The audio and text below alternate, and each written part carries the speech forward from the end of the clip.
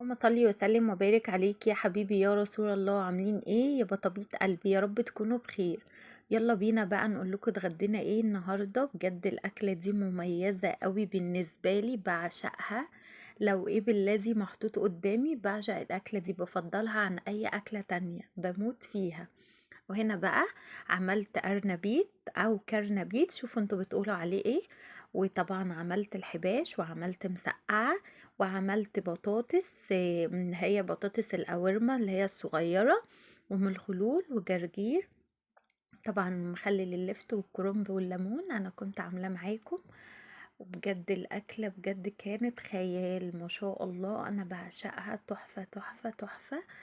يا رب تكونوا استفدتوا من الفيديو، متنسوش اللايك والشير وتفعلوا الجرس عشان قصدي بقى اللي انتوا تستفادوا من الفيديو، عشان ممكن واحده تدخل في الكومنتات تقولي نستفادوا من الفيديو في ايه.